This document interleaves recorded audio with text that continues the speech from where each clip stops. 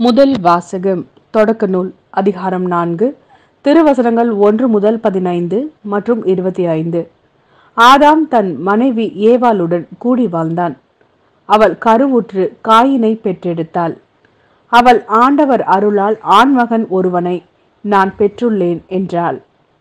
பின்பு அவள் அவன் சகோதரன் ஆபேலை பெற்றெடுத்தாள். ஆபேல் ஆடு மேய்ப்பவன் ஆனான். காயின் நிலத்தை பண்படுத்துபவன் ஆனான். சில நாட்கள் சென்றன. காயின் நிலத்தின் பயனிலிருந்து ஆண்டவருக்கு காணிக்கை கொண்டு வந்தான். ஆபேலும் தன் மந்தையிலிருந்து கொழுத்த தலையீற்றுகளை கொண்டு வந்தான். ஆண்டவர் ஆபேலையும் அவன் காணிக்கையையும் கனிவுடன் கண்ணோக்கினார். ஆனால் காயினையும் அவன் காணிக்கையையும் அவர் கனிவுடன் கண்ணோக்கவில்லை. ஆகவே காயின் கடும் சினமுற்றான். அவன் முகம் வாடியது. ஆகவே ஆண்டவர் காயினிடம், நீ ஏன் சினமுற்றிருக்கிறாய்? உன் முகம் வாடி இருப்பது ஏன்? நீ நல்லது செய்தால் உயர்வடைவாய் அல்லவா? நீ நல்லது செய்யாவிட்டால் பாவம் உன்மேல் வேட்கை கொண்டு உன் வாயிலில் படுத்திருக்கும். நீ அதை அடக்கி ஆள வேண்டும் என்றார். காயின் தன் சகோதரன் ஆபேலிடம், நாம் வயல்வெளிக்கு போவோம் என்றான்.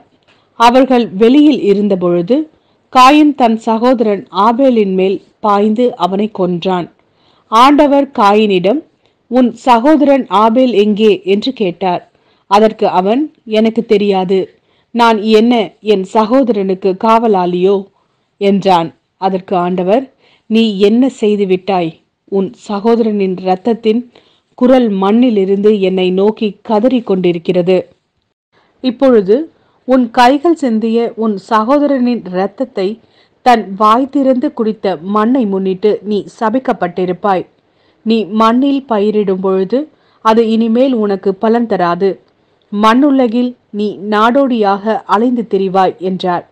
காயின் ஆண்டவரிடம், எனக்கு கொடுக்கப்பட்ட தண்டனை என்னால் தாங்க முடியாததாக இருக்கின்றது. இன்று நீர் என்னை இம்மண்ணிலிருந்து துரத்தி இருக்கின்றீர். உமது முன்னிலையில் நின்று நான் மறைக்கப்பட்டுள்ளேன். மண்ணுலகில் நான் நாடோடியாக அலைந்து திரிய வேண்டியுள்ளது. என்னை காண்கின்ற எவனும் என்னை கொல்வானே என்றான். ஆண்டவர் அவனிடம், அப்படி அன்று. காயினை கொல்கின்ற எவனும் 7 முறை பழிவாங்கப்படுவான் என்று சொல்லி, காயினை கண்டுபிடிக்கும் எவனும் அவனை கொல்லாமல் இருக்க ஆண்டவர் அவன் மேல் ஓர் அடையாளமிட்டார். ஆதாம் மீண்டும் தன் மனைவியுடன் கூடி வாழ அவளும் மகன் ஒருவனை பெற்று அவனுக்கு சேத்து என்று பெயரிட்டாள்.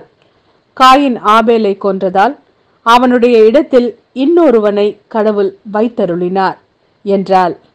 இது ஆண்டவரின் அருள்வாக்கு. இறைவா, உமக்கு நன்றி. மார்க் எழுதிய நற்செய்தி அதிகாரம் 8 திருவசனங்கள் 11 முதல் 13 வரை. பரிசேயர் வந்து இயேசுவோடு வாதாடத் தொடங்கினர்.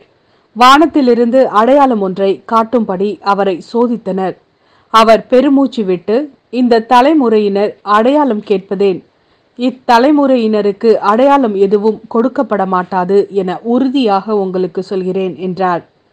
அவர்களை விட்டு அகன்று மீண்டும் படகேறி அவர் மறுகரைக்கு சென்றார்.